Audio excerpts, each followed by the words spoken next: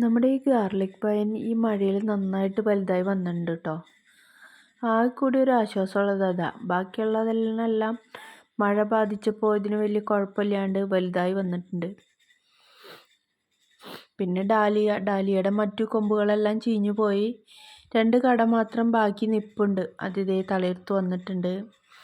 പിന്നെ ഞാൻ ഇടയിലൊക്കെ ചെറിയ ചെറിയ ചെടികളെല്ലാം ബോട്ടിൽ ബുഷും അങ്ങനത്തെ ചെടികളെല്ലാം കുത്തി കൊടുത്തിട്ടുണ്ടായിരുന്നു. ഞാനൊരു ഫെൻസിങ് ഇവിടെ കൊടുത്തിട്ടുണ്ടായിരുന്നു. അതിൻ്റെ ഇടയിൽ ഇങ്ങനെ കുത്തി കൊടുത്തിട്ടുണ്ടായി, മണ്ണൊലിച്ച് പോവാതിരിക്കാൻ. അതെല്ലാം നന്നായി വന്നിട്ടുണ്ട്. പിന്നെ ഫയർ ക്രാക്കർ ഒരു സ്ഥലത്ത് നിന്ന് കടയോടൊപ്പം തന്നെ പറിച്ചു കൊണ്ട് വെച്ചതാണ്. എന്നാൽ അവിടെ വെച്ച് നന്നായി പൂവുണ്ടായിട്ടുണ്ടായിരുന്നു. ഇനിയിപ്പോൾ ഓണാകുമ്പോഴേക്കും നന്നായി പൂവിടുമെന്ന് വിചാരിക്കുന്നു. ഈ ചെടി വളരെ പെട്ടെന്ന് പൂവുണ്ടായിട്ടോ. വളരെ കുഞ്ഞു ഭംഗിയുള്ള പൂക്കൾ. പിന്നെ ഈ മഴയിൽ ഡാമേജ് പറ്റിയ നമ്മുടെ ഒരാളുണ്ട്, ബാൽസം.